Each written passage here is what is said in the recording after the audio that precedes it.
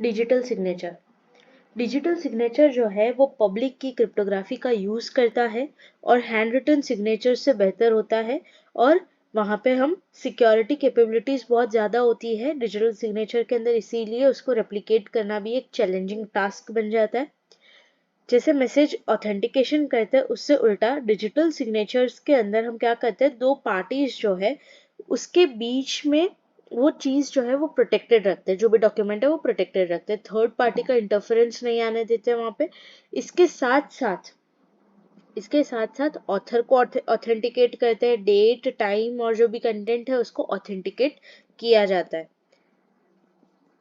Digital signature जो है उससे ऑथेंटिकेशन, नॉन रेपुडिएशन और इंटीग्रिटी मिलता है, जिससे एक रोबस्ट सिक्योरिटी फ्रेमवर्क बनता है। जैसे फॉर एग्जांपल बॉब जो है वो कोई मैसेज लिख रहा है, उसने एक मैसेज लिखा पार्टी एट 7, राइट।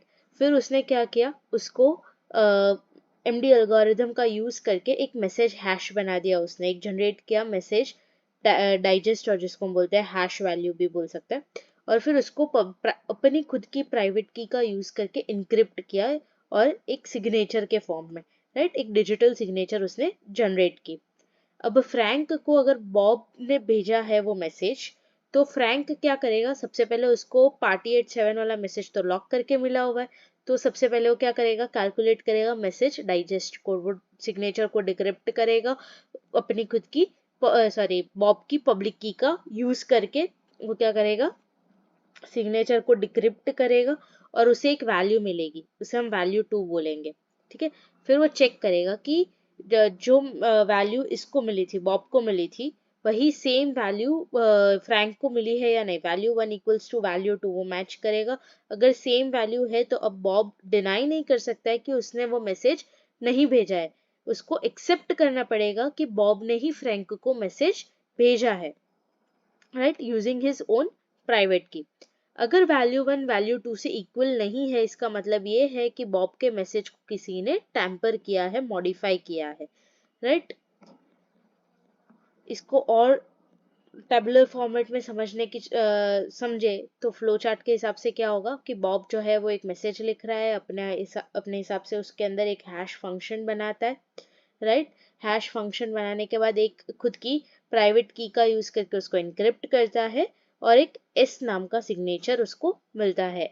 जब वो मैसेज एलिस को मिलता है तो एलिस क्या करती है, एलिस को मैसेज मिला, एलिस जो है वो क्रिप्टोग्राफिक फंक्शन हैश फंक्शन का यूज करके एक हैश वैल्यू निकालेगी, और जो एस सिग्नेचर है उसको डिक्रिप्ट करेगी यूजिंग बॉब्स पब्लिक की, और दोनों वैल्यूज को मैच करेगी कि उसने जो उसके पास जो वैल्यू है और जो सिग्नेचर को डिक्रिप्ट करने के बाद जो वैल्यू मिला है, दोनों को कंपेयर करेगी। कंपेयर करने के बाद अगर उसको सेम वैल्यूज मिलती है तो बॉब ने ही वो मैसेज भेजा है, अगर सेम वैल्यू नहीं मिलती है तो वो इनवैलिड मैसेज है, यानी बॉब ने वो मैसेज नहीं भेजा है, किसी और ने वो मैसेज भेजा है, राइट। फिर अलग अलग अटैक्स हो सकते हैं डिजिटल सिग्नेचर पे। कौन कौन से हो सकते हैं, की ओनली अटैक हो सकता है। की ओनली अटैक के अंदर क्या होता है कि अटैकर जो है उसके पास सिर्फ यूजर के पब्लिक की का एक्सेस होता है, यानी उसके पास यूजर की पब्लिक की उसको मिल जाती है। नोन मैसेज अटैक के अंदर क्या होता है, नोन मैसेज अटैक के अंदर अटैकर जो है उसके पास सेट ऑफ मैसेजेस होते हैं और उसके कॉरस्पॉन्डिंग सिग्नेचर्स होते हैं। जेनेरिक चोजन मैसेज अटैक के अंदर क्या होता है, अटैकर जो है वो खुद के हिसाब से एक लिस्ट ऑफ मैसेजेस बनाता है, सिलेक्ट करता है, और फिर वो यूजर की सिग्नेचर स्कीम का यूज करके उसको ब्रेक करने का ट्राई करता है। अगर वैलिड सिग्नेचर मिल जाता है तो वो ब्रेक हो जाएगा, राइट। तो वो वैलिड सिग्नेचर्स चूज करके रखता है उसके अंदर। ये अटैक जो है वो जेनरिक होता है, किसी पे डिपेंडेंट नहीं होता है, जैसे ए की पब्लिक की पे डिपेंडेंट नहीं होता है, और किसी के अगेंस्ट भी हम इसे यूज नहीं कर सकते। डायरेक्टेड चोजन मैसेज अटैक के अंदर क्या होता है कि अटैकर जो है जेनरिक अटैक के अंदर जैसे लिस्ट ऑफ मैसेज चूज किया था, वैसे इसके अंदर भी लिस्ट ऑफ मैसेज चूज करेंगे, लेकिन यहाँ पे वो डिपेंडेंट होगा ए की पब्लिक की पे बिफोर सीइंग द सिग्नेचर। फिर जो गोल्ड 88 था उसके अंदर डिफाइन किया था कि जब सिग्नेचर ब्रेक हो जाता है, कैसे हम सिग्नेचर को ब्रेक कर सकते हैं। अटैकर जो है वो सिग्नेचर को कैसे ब्रेक कर देता है, जब ये नॉन नेग्लिजिबल प्रॉपर्टी है, यानी हो सकता है, प्रोबेबिलिटी है, राइट। टोटल ब्रेक हो सकता है, यानी सी जो है वो सक्सेसफुली ए की प्राइवेट की पता लगा ले, कैसे भी करके पता लगा ले, राइट।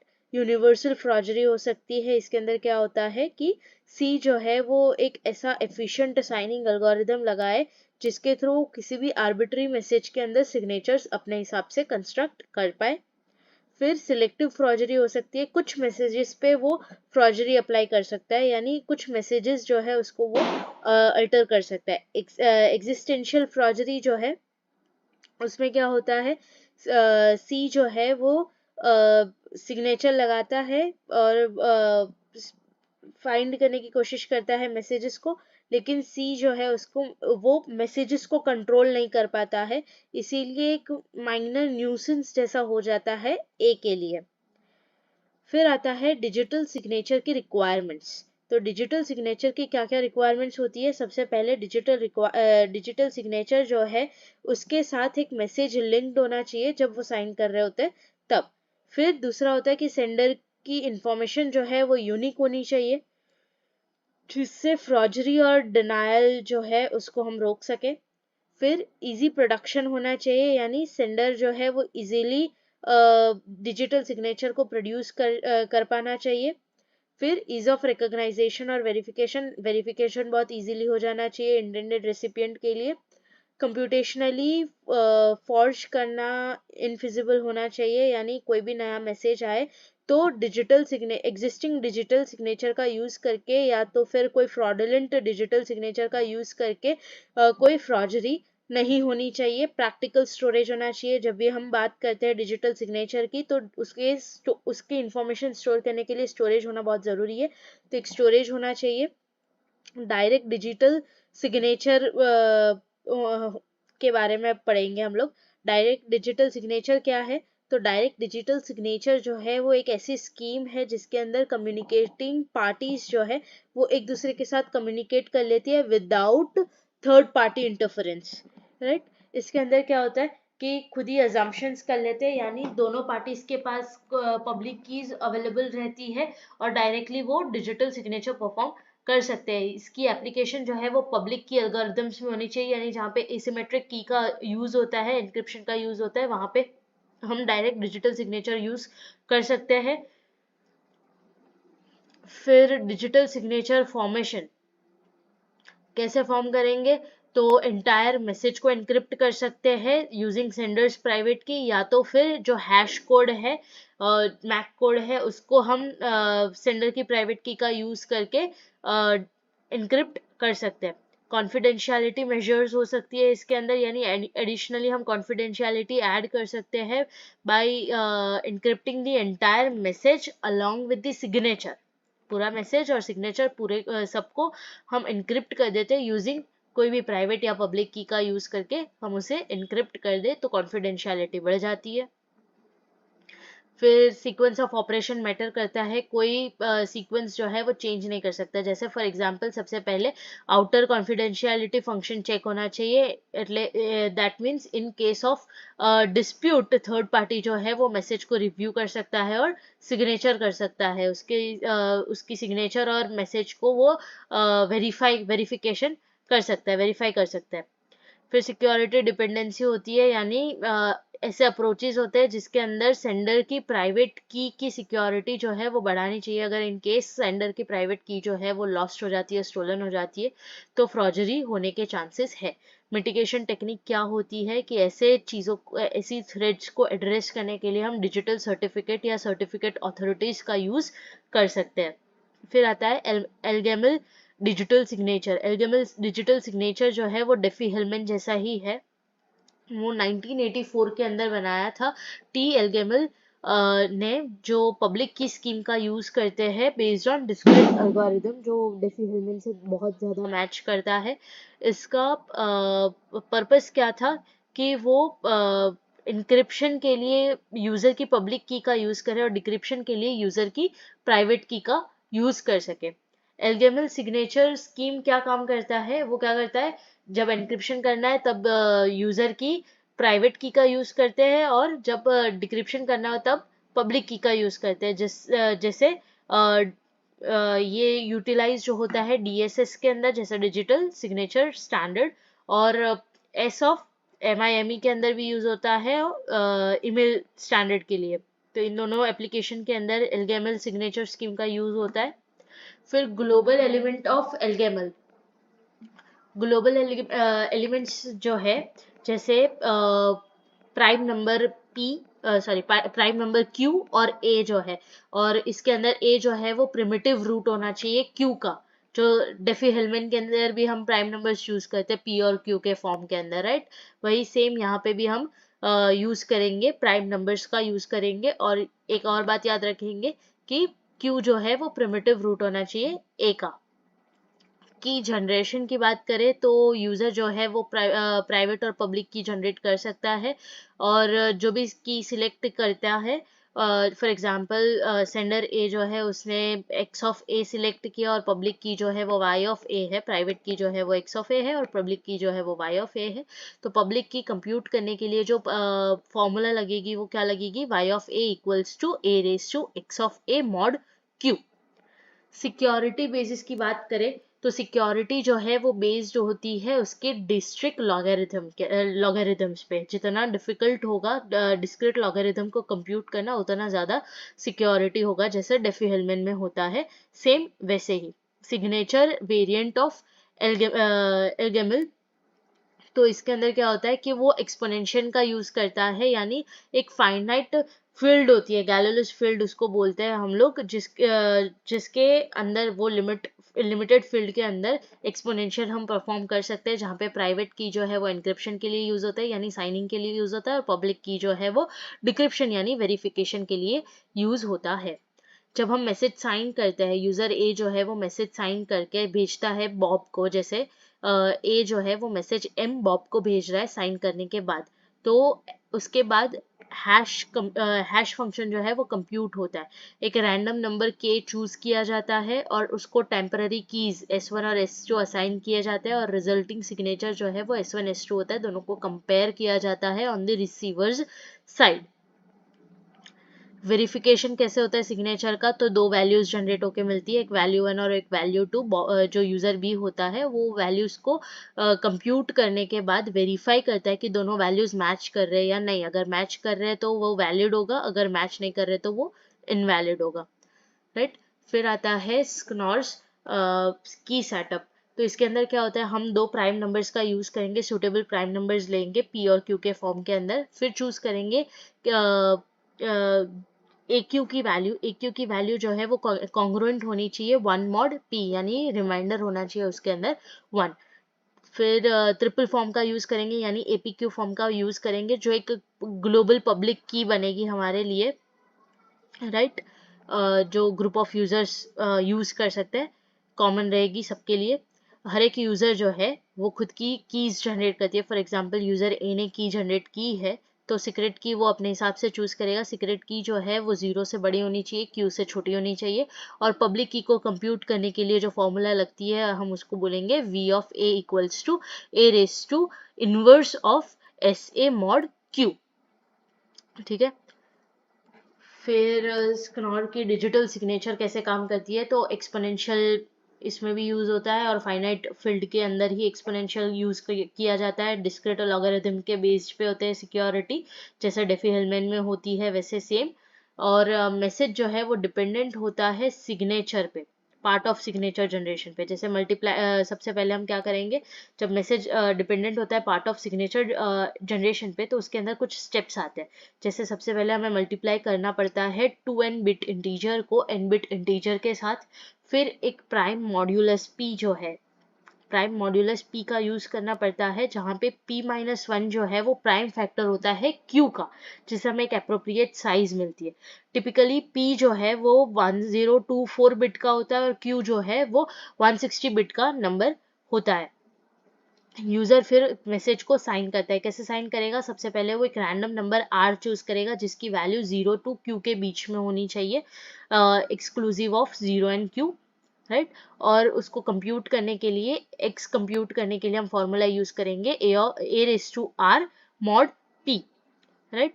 फिर क्या करेंगे, मैसेज जो है उसको कॉन्केटेनेट करेंगे हैशिंग रिजल्ट के साथ, is equals to message and x को हम दोनों को क्या करेंगे, कंबाइन करेंगे, हैश फंक्शन अप्लाई करेंगे दोनों पे।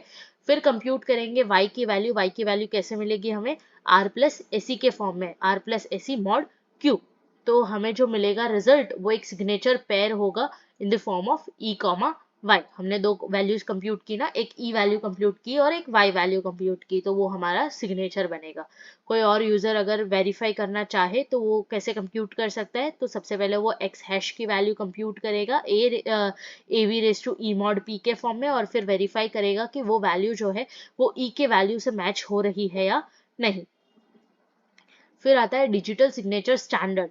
तो ये यूएस गवर्नमेंट ने अप्रूव किया था, एनआईएसटी ने डिजाइन किया था और एनएसए ने उसमें हेल्प की थी, राइट। एनआईएसटी और एनएसए ने मिलके डिजिटल सिग्नेचर स्टैंडर्ड यानी डीएसएस बनाया था। ये पब्लिश हुआ था FIPS 186 के अंदर इन 1991 और रिवाइज किया गया था 1993, 1996 और 2000 के अंदर। एसएचए के अंदर हम डीएसएस का यूज करते हैं, जो हमने एसएचए के टाइम पे देखा था। DSS जो है वो एक ऐसा स्टैंडर्ड है, ऐसा स्टैंडर्ड समझ सकते हैं हम लोग। और DSA जो है यानी डिजिटल सिग्नेचर अल्गोरिदम जो है वो एक टाइप का अल्गोरिदम है। ये पॉइंट अलग अलग रखना, डिजिटल सिग्नेचर स्टैंडर्ड और डिजिटल सिग्नेचर अल्गोरिदम दो अलग अलग चीजें हैं, राइट। FIPS जो है 186-2 जो 2000 में आया था, वो RSA के अंदर यूज कर सकते हैं और एलिप्टिक कर्व के अंदर भी यूज कर सकते हैं। DSA जो है वो डिजिटल सिग्नेचर प्रोवाइड करता है जो RSA प्रोवाइड नहीं करता है, और यहाँ पे पब्लिक की टेक्निक का यूज किया जाता है। अप्रोच क्या होता है, डिजिटल सिग्नेचर स्टैंडर्ड का अप्रोच क्या होता है, सबसे पहले हैश फंक्शन इंक्लूडेड होता है। हैश फंक्शन से हमें हैश कोड मिलेगा। हैश कोड क्या है, हैश कोड जो भी होगा उसको एक रैंडम नंबर k के साथ जनरेट किया जाएगा, यानी एक रैंडम नंबर k के साथ ऐड किया जाएगा और हमें एक पर्टिकुलर सिग्नेचर मिलेगी, ठीक है। इनपुट मिलेगा एक सिग्नेचर फंक्शन के लिए। सिग्नेचर फंक्शन जो है वो सेंडर की प्राइवेट की पे डिपेंडेंट होगा, जिसको हम रिप्रेजेंट करेंगे PRA के फॉर्म में, और सेट ऑफ पैरामीटर्स होंगे जिसको हम रिप्रेजेंट करेंगे PUG के फॉर्म में, जिसको हम बोलते हैं ग्लोबल पब्लिक की, जिसको ग्रुप ऑफ कम्युनिकेटिंग प्रिंसिपल्स भी बोला है। ग्रुप ऑफ कम्युनिकेटिंग प्रिंसिपल्स जो होते हैं उन सबको ये PUG के बारे में पता होता है, लेकिन जो PRA है वो सेंडर की खुद के पास होता है, वो सारे पूरे ग्रुप को पता नहीं होता है। जो रिजल्ट मिलेगा वो क्या होगा, S और R के फॉर्म में, दो कंपोनेंट के फॉर्म में हमें रिजल्ट मिलेगा। डिजिटल सिग्नेचर अल्गोरिदम की बात करें तो डिजिटल सिग्नेचर अल्गोरिदम जो है वो बेस्ड होता है डिस्क्रीट लॉगरिदम पे। इसकी डिफिकल्टी जो है वो डिपेंड करेगी, यानी सिक्योरिटी मेनली डिपेंड करेगी कि कितना डिफिकल्ट है डिस्क्रीट लॉगरिदम को कंप्यूट करना। ये ओरिजिनेट हुआ था एल्गेमल और स्कनॉर की स्कीम्स के बेसिस पे। इसके एडवांटेजेस क्या है RSA के ऊपर, यानी RSA के साथ कंपेयर किया जाए तो डिजिटल सिग्नेचर अल्गोरिदम जो है वो स्मॉलर है, यानी RSA जो है वो 1024 बिट का है, जबकि DSA जो है वो 320 बिट्स का ही है, और स्मॉलर के साथ साथ वो फास्टर भी है RSA से। फिर प्राइमरीली वो वर्क करता है मॉड्यूलो 160 बिट नंबर पे, राइट। एनक्रिप्शन के लिए हम उसको यूज नहीं करते, या की एक्सचेंज के लिए हम उसको यूज नहीं करते, पब्लिक की टेक्निक का वो यूज करता है। फिर शेयर्ड ग्लोबल पब्लिक की वैल्यूज PQG, जो हमने पीछे इन द फॉर्म ऑफ लिया था, PUG के फॉर्म में लिया था, या तो फिर यहाँ पे हमने कहीं पे तो लिया था, राइट।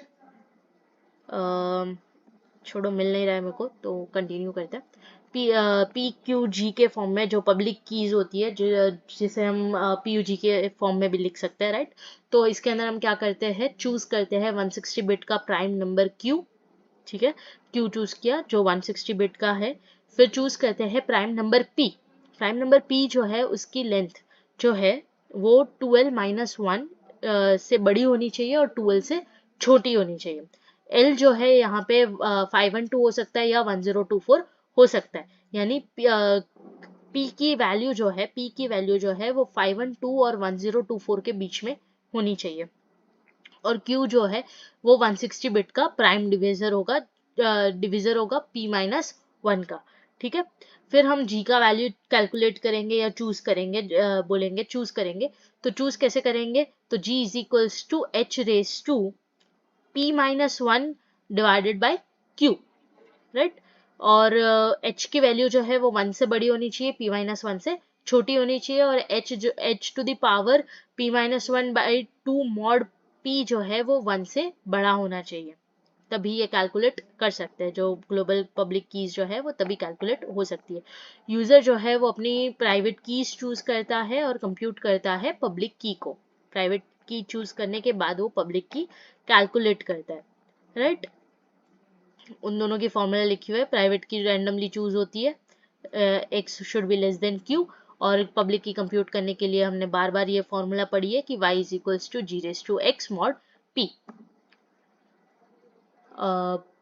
जब हम साइन करते हैं मैसेज एम, सेंडर जो है वो मैसेज एम साइन करता है, तो उसको एक रैंडम सिग्नेचर की चाहिए जिसकी वैल्यू क्यू से कम होनी चाहिए, और वो सिग्नेचर पैर जो है वो कंप्यूट करता है। जैसे दो चीज़ें उसको कंप्यूट करनी पड़ती है, दो फॉर्म में मिलता है उसको, आर और एस के फॉर्म में मिलता है। तो आर कंप्यूट करने की फॉर्मूला है g raise to k mod p mod q, और एस कंप्यूट करने की फॉर्मूला है k inverse h of m plus x r mod q. ये फॉर्मूलाज याद रखनी जरूरी है, पीछे की नहीं रखोगे तो चलेगा, लेकिन ये याद रखना जरूरी है।